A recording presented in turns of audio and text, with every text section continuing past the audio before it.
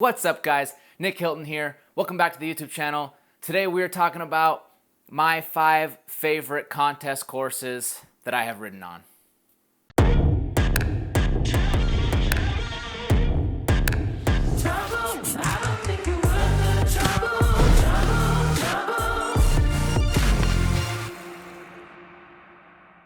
So before we begin, a couple things. Remember, these are the contest courses that I have personally ridden and competed on. So unfortunately, there will be no Crankworx slopestyle courses in this video because I never competed in Crankworx. Not a Diamond Series guy. Also, before we start, you guys should be following me on TikTok at NicNoK. If you are not, then do it. I'm gonna have a whole video on why you guys should be using TikTok. I think it's a good, really good marketing platform right now, but I'll talk to you guys about that later. Also, before we start, my new signature frame got here today, and I'm super stoked to show it to you guys. So you'll see it in a few days, I promise. It's a sick color. Any guesses, leave them below. And also, if you guys aren't subscribed, please do that. Subscribers is good. And if you subscribe, click on the damn videos when they come out, okay? Okay. Anyways, let's get into it.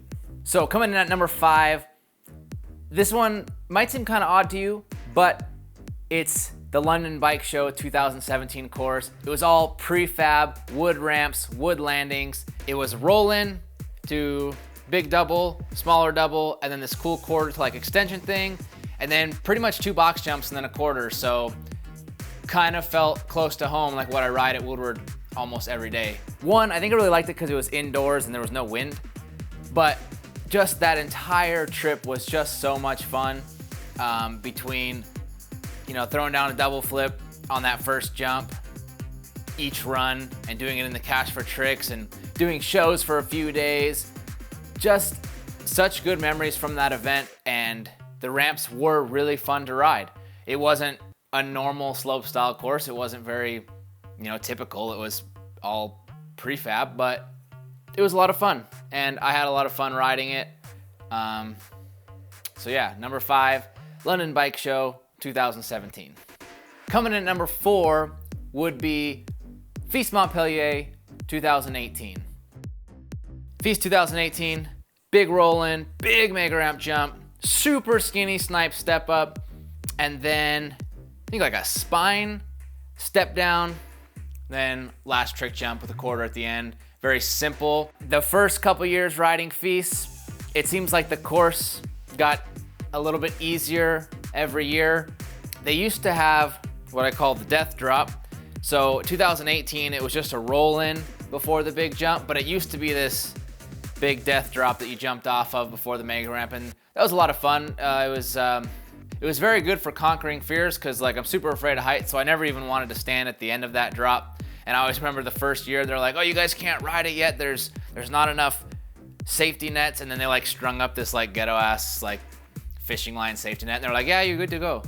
All right, cool. Here's a sick photo of Medigani flip dropping that. Oh.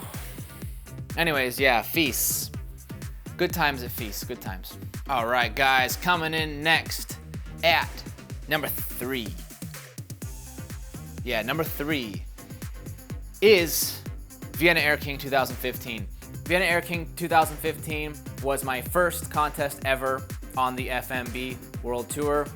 It was my first time out of the country. I went there by myself. It was Reed Boggs' first time out of the country as well. Both of us were teammates for a brand called THE at the time. And I remember both of us looking at the course the day before, like the first practice, and just being like, wow, this is a lot bigger than I expected. Nah, that first one is bigger than I thought. It was such a cool, picturesque place, like those crazy historical buildings in the background, just made for such epic vibes. I didn't make it through pre-qualies that year. I was the very first rider to drop, my first big FMB contest, and I was the first rider to drop. I dropped in, I did flip on the step down, flip tuck on the big first jump, which I was super stoked to land clean because I'd been casing it almost all day. So did it, then I did just a straight 3 in the middle, and then I did switch truck on the last jump. I don't have any video of my run, but I do have a clip that I found yesterday of Reed's run. Reed got to skip pre-quali and go straight to like the main qualies. So here's Reed's run for you. With our Reeboks unterwegs für Morpheus Bicycles. Oh, Barspin, 2 Tag no Hände, ein Backflip Barspin und ein solider Frontflip. Coming in at number 2, Swatch Rocket Air.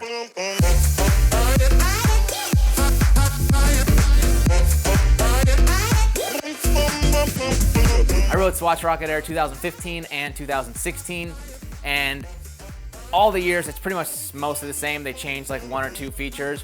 I really liked doing it in 2016 because they had a flat drop that year, and I was able to learn my first flat drop 3. I'd never really 360'd stair sets or anything, and I think it was Nyquist. Honestly, I think Nyquist made a deal with me that if he 3'd off it, I'd 3 off of it, and then did it a bunch, and yeah, it was a good stepping stone. They do a Friday night and a Saturday night, and both days the inside of that hockey arena is just jam-packed with people. It's such an epic vibe. People are so loud, the crowd just goes crazy.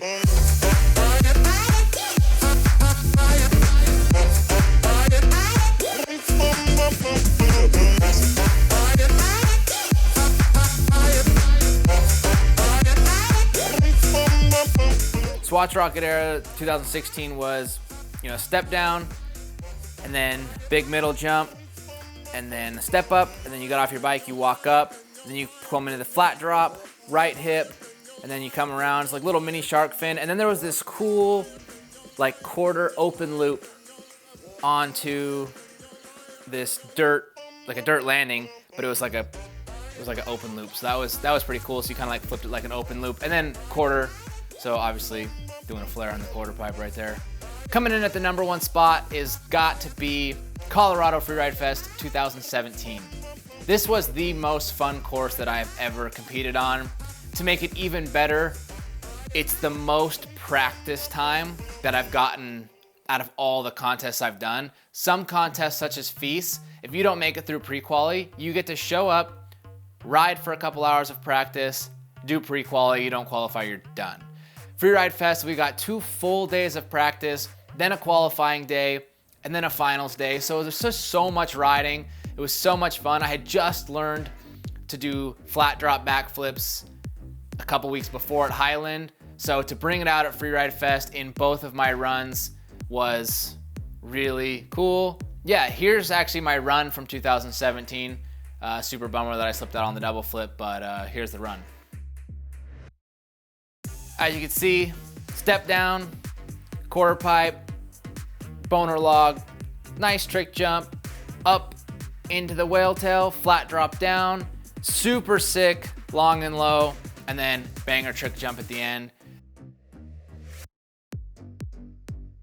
There was pretty much no brakes, no pedaling that entire course, just super smooth, flowy, and like I said, just so much ride time, and that's ultimately what puts it in the number 1 spot, is just how much fun it was. All the courses that made this top 5 really comes down to, it was just a good time. And some of them not your traditional slopestyle courses, but if you're not riding Crankworx events, as I do not ride Crankworx events, there's not a lot of legit slopestyle courses because of, budgets and smaller events and stuff like that. But super fun courses. Also, super fun news. Today, I received my new signature frame.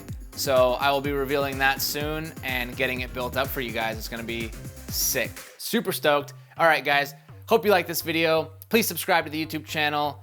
Stay safe out there, and we will see you guys in the next video. Bye-bye.